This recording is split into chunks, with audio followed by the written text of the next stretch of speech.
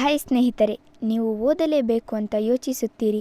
ಆದರೆ ಓದಲು ಕುಳಿತ ತಕ್ಷಣ ಮೊಬೈಲ್ ಕೈಗೆ ಹೋಗುತ್ತದೆಯಾ?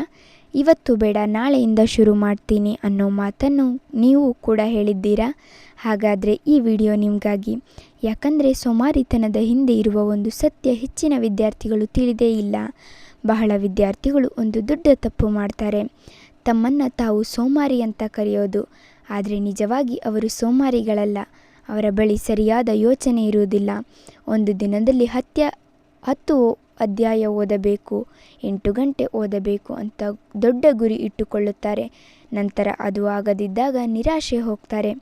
ಅದಕ್ಕೆ ಸಣ್ಣ ಗುರಿಗಳಿಂದ ಶುರು ಮಾಡುವುದು ತುಂಬ ಮುಖ್ಯ. ಈಗ ಒಂದು ಪ್ರಶ್ನೆ, ಪರೀಕ್ಷೆ ನಾಳೆ ಇದ್ದಾಗ ಮಾತ್ರ ಯಾಕೆ ನಮ್ಮ ಓದುವ ವೇಗ 10 ಪಟ್ಟು ಹೆಚ್ಚಾಗುತ್ತದೆ? ಯಾಕಂದರೆ ಆಗ ಸಮಯ ಕಡಿಮೆ ಇದೆ ಅನ್ನೋ ಮೆದುಳಿಗೆ ಅರ್ಥವಾಗುತ್ತದೆ. ಆದರೆ ಅದೇ ಕೆಲಸವನ್ನು ಒಂದು ವಾರ ಮೊದಲೇ ಶುರು ಮಾಡಿದರೆ ಒತ್ತಡ ಕಡಿಮೆ ಇರುತ್ತದೆ, ಅಂಕಗಳು ಹೆಚ್ಚಾಗುತ್ತವೆ. ಆದರೂ ಹೆಚ್ಚಿನವರು ಕೆಲಸವನ್ನು ಮುಂದೂಡುತ್ತಾರೆ. ಯಶಸ್ವಿ ವಿದ್ಯಾರ್ಥಿಗಳು ತಮ್ಮ ಸಾಮಾನ್ಯ ವಿದ್ಯಾರ್ಥಿಗಳ ನಡುವಿನ ದೊಡ್ಡ ವ್ಯತ್ಯಾಸ ಏನು ಗೊತ್ತಾ? ಅವರು ಹೆಚ್ಚು ಬುದ್ಧಿವಂತರಾಗಿರೋದಿಲ್ಲ. ಅವರು ಪ್ರತಿದಿನ ಸ್ವಲ್ಪ ಮಾಡಿದರೂ ನಿಲ್ಲಿಸೋದಿಲ್ಲ. ಒಂದು ದಿನ 30 ನಿಮಿಷ ಓದಿದರೆ ಸಾಕು ಅಂತ ಯೋಚಿಸ್ತಾರೆ. ಆದರೆ ಆ 30 ನಿಮಿಷವೇ ಒಂದು ತಿಂಗಳು ನಂತರ 15 ಗಂಟೆಗಳಾಗುತ್ತದೆ. ಸಣ್ಣ ಅಭ್ಯಾಸಗಳು ದೊಡ್ಡ ಫಲಿತಾಂಶ ಕೊಡುತ್ತವೆ. ಈಗ ನಾನು ಹೇಳುವ ವಿಷಯವನ್ನು ಗಮನದಿಂದ ಕೇಳಿ.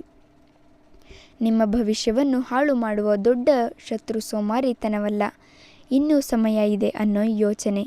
ಯಾಕಂದರೆ ಸಮಯ ನಿಧಾನವಾಗಿ ಹೋಗುತ್ತಿರುವಂತೆ ಕಾಣುತ್ತದೆ. ಆದರೆ ಒಂದು ದಿನ ಪರೀಕ್ಷೆ ಬಾಗಿಲಿಗೆ ಬಂದು ನಿಂತಿರುತ್ತದೆ.